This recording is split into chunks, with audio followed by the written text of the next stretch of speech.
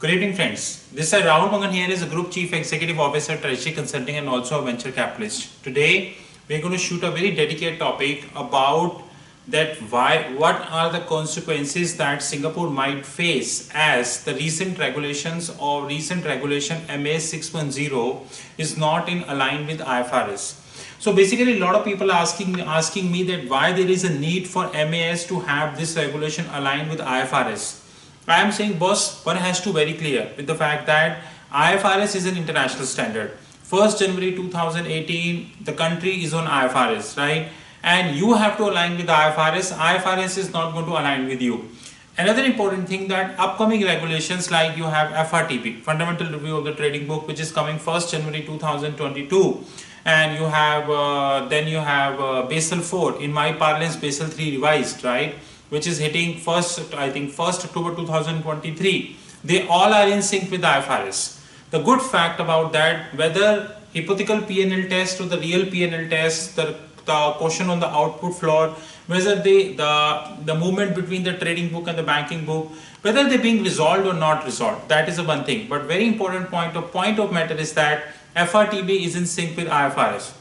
So I have taken my personal diary in which I have noted many points that what are the consequences we have on Singapore and why MA should do that.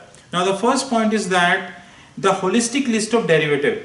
We need to understand that if we open any book of IFRS, you open Taxman, you open Wiley, you open Deloitte, PwC, KPMG, you open any book, you would get to know that not a single book is showing you holistic list of all derivative instruments which we are having. I am again and again stressing on the holistic look of derivative because of the reason of the fact that holistic list of derivatives require mark-to-market computation. The reason is that generally speaking, derivatives can be divided into three parts. One is the plain vanilla derivative, exotic derivative, and structured derivative. Plain vanilla derivative mark-to-market accounting is relatively pretty easy, while exotic derivative mark-to-market accounting is little tough, like Kiko. On the contrary, structured derivative mark-to-market accounting is relatively pretty tough. Example, today we have two methods, which is hypothetical derivative method and long haul method. I challenge you, you open any IFRS book, you do not know that how we're going to do the mark-to-market accounting of the long haul method and hypothetical derivative method. It's said that long haul method is generally being used for swaps, while hypothetical derivative method is specially designed for the banks like Goldman Sachs, those who are the creator of the derivative instruments, basically the trade desk, those who create the structured derivatives in place, bespoke portfolio people like us. So it's pretty much relevant. The same mistake has been committed by 610 as well. In 610 is also not giving the holistic view of the derivative. There is no list with 610 either alongside the PDF file which they are sharing or in the Excel format whereby the list has to be there. So I request, anyways, we have already requested MS and we're going to share a presentation soon with MS.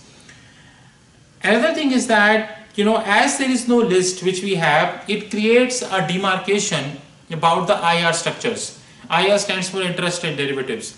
Interest rate derivatives are those derivatives which are highly complex and mark-to-market accounting is relatively tough and huge interpretation issues. There are enormous amount of interpretation issues which we have as far as the IR structures are concerned. In MA 610, if you look at IR, it has not been clearly defined that what are IR structures, what can be the various component of the IR structures, which component has to dealt with that way. Let me give you a simplistic example. You let me know how you're going to resolve this. Well, I give you my version. Generally, we have swaps, right? When we have swaps, now what happened that swaps is nothing but three things. One is principal only swap, one is coupon only swap, and the sum of total is the cross currency interest rate swap. Once we have principal only swap, which is POS, we know that principal only swap is nothing but covering the cash flow exposure, while the COS covering your IR exposure. Now if you have a swap of $100 million, assuming USD INR, and the POS rate is 70, just take an example. It effectively meant that you are dealing with the 700 crores, right? Now POS component, should you show it as a FX forward? This is my way. 700 crore I will show this FX forward. while the coupon only swap on this 100 million swap would come in the IR structures. So the mark to market accounting of this 700 million would be as per forward contract, and mark to market accounting of this COS would be as per the IR structure. But if you look at any balance sheet of any bank, including UOB, I would say DBS, Goldman Sachs, any other bank, you would get to know that they are only showing this as a swaps. And God knows what is the integral part of the swap and how they are computing the mark to market. They will just show this as a swap, and they will show this as, boss, this is the fair value. Please, how can you calculate the how can you show the fair value like that? I think the same mistake MA 610 committed in while drafting the B3_4 annexure. Another is acquisition accounting. We need to appreciate that we are living in the world of acquisition accounting, boss. Deutsche Bank is buying Commerce Bank, and that is there in the public space. Being Deutsche buying Commerce Bank, it is relatively, and it is I think in the last several years, it is amongst the largest banking consolidation which is going to get happen, and especially in Europe. I don't know, we are not here discussing what would be the impact on euro, what would be the impact on GBP. We are not here discussing that. But one thing we are sure of the fact in this regard is that this creates acquisition accounting in the books of Deutsche, because Commerce Bank is also relatively not a small bank, and this creates acquisition accounting. Since it creates acquisition accounting, we need to see that how we need to encounter that. My question is that once the 610 would be applicable, which is 1st October 2020, Deutsche and Commerce Bank acquisition would not be at one go. It would be staged acquisition. I'm sure of the fact that Deutsche would be acquiring some assets of Commerce and then left with few. And then on a staged manner, they're going to acquiring the another asset.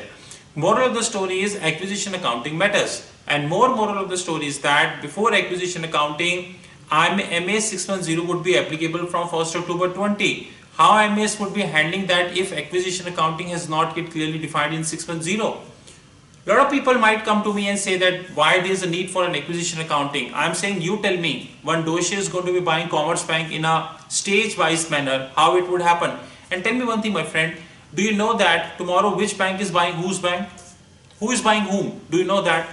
Do you know that which bank, which board, which ALCO Asset Liability Committee is planning to buy which bank in which country, in which location? How would you dealt with? The impact would surely coming to Singapore. The reason being, out of top 500 banks, 450 are in Singapore. We know about that. Fourth important thing which we are having is the ECL modeling not clearly defined. Now we need to appreciate that US GAAP is in direct competition with IFRS because of their sustainability. Financial Accounting Standard Board and International Accounting Standard Board came up with ECL, expected credit losses. Many intelligent people feel that the CECL, current expected credit losses, is as same as we have ECL. No, it is absolutely different. The difference is just like the Prime Minister of the Singapore is not the Prime Minister of Malaysia. Both are different independent entities, independent individuals with their respective positions in their respective countries. Similarly, IFRS is going with ECL. IFRS is 3 stages, stage 1, stage 2, stage 3. IFRS is saying that at stage 1 you need to compute for the near 12 months. At stage 2 you have to make the provision. At stage 3 it is going to the debit side of the P&L. While CECL, which is current expected credit losses, which would come into force 2020. It is the same time when MA 610 is coming. And we have 450 banks here in this Singapore out of top 500 banks, those who have exposure in both sides, US GAAP and IFRS. We're going to have a separate video in that regards about how the banks would be dealing with this, but at that point of time, MS would face a severe repercussion. That repercussion is that, of course, the bank product size, product base, CASA base, lot of things matters. But bank have to feel that, boss, how I'm going to be reporting to 610. I am in US GAAP, I am in IFRS, what number 610 wants. So ECL has to be clearly defined. MS also knows that 2020 current ECL architecture of FASB Financial Accounting Standard Board is coming. I think it is a high time. I think it's just more than what, 6 months of this year and probably 7-8 months of next year, not more than 13 months left, and they have to be very particular in that regards. Alternatively, embedded derivatives in 6.0 unfortunately not clearly defined. We have multiple types of embedded derivative. We have single layer embedded derivative, multi-layer embedded derivative, single tier, multi-tier embedded derivatives. These embedded derivatives not clearly defined, and suppose we need to see that if we don't define the embedded derivative, then hedge account, not only hedge accounting, but also, I repeat, not only hedge accounting, but also P&L impact matters. This is something we need to look holistically from MAS angle. Last but not the least, we need to see the impact of the overall business combinations, which includes the earn-out accounting also. Why I'm talking about earn-out accounting is that I'm damn sure of the fact that when DB will buy Commerce Bank, DB, although the public statement suggests that the Commerce Bank CET, which is CET1, Tier 1 capital is closer to 23 billion euro, and DB is paying approximately 7 billion, which is 1/3 of the price, and that is that throwaway, which creates something which is a bad will. But I'm damn sure that there would be some places where DB would create an earn-out with Commerce Bank. This is something which media is not suggesting. I'm damn sure either media himself do not know. This earn-out will create an issue. There are many intelligent people in the industry who feel that earn-out comes only when there is goodwill. Sir, improve your knowledge. Earn-out do not comes along good. There is no mandatory requirement that earn-out comes with goodwill. Earn-outs come with bad will also. So like in case of Commerce Bank and DB and Commerce Bank, there is a bad will because you are buying Commerce Bank at a throwaway prices. There is a provision of earn-out. I'm damn sure about that. And once earn-out would be there, we need to see that how reporting would happen in 6.0. The reason of the fact that in 6.0, the earn-out fair valuation come in the P&L, and it comes in the P&L, it has to be reported to 6.0. But is there any place where in 6.0 mentioned this, where we can report this? We don't know. And last but not the least, which is the USP, 3 USPs of IFRS 9, which according to me has been completely missed by MAS. Number 1 is the financial guarantee contracts, which is subject to fair valuation. I don't think there is any place at 6.0 where MAS mentioned financial guarantee contracts and how we are going to get this done, to be honest. Secondly is the reclassification adjustment. Reclassification adjustment accounting is something which is very hot topic today, and there is no unique consensus, but unfortunately nothing is there. Last but not the least, the rebalancing of exposure. I think even IASB, International Accounting Standard Board himself, is not sure about many concrete areas as far as the rebalancing of exposure is there. I think it's a duty of the MAS to get this codified and mentioned straight away in their regulation. This is what my opinion is, that I would like to summarize the fact that first, my few points. First, the holistic list of derivative has to be there. Secondly, IR structures has to be completely defined, and especially the swaps which cover in IR as far as FX, like cross currency swap. Acquisition accounting has to be completely defined. Reason being, we have one banking consolidation which is all around the corner, DB and Commerce Bank, and God knows what is in the pipeline. ECL modeling is not rightly defined, and especially when the Financial Accounting Standard Board, the custodians of US GAAP, they are coming with CECL. Embedded derivatives not clearly defined, tier 1, tier 2, level 1, level 2, multi-tier, multi-level, might create an issue. Impact of business combinations, like especially earnouts, has not yet clearly defined. And more importantly, last but not the least, which is the reclassification adjustment, rebalancing of the exposure, and very important concept which is financial guarantee contract, all 3 not pointed by MAS 6.0. It has to be there thoroughly, completely, uniformity, else at the time of the reporting, once it would come, which is October 2020, it might create mess up, and this mess up would be little big. We should not forget that 450 out of top 500, 450 banks are there.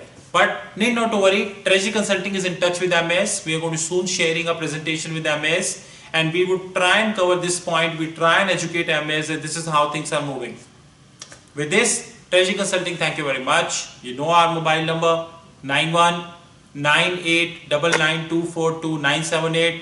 You know our fixed income platform, www.fixedincome.global. Thank you and have a wonderful time ahead.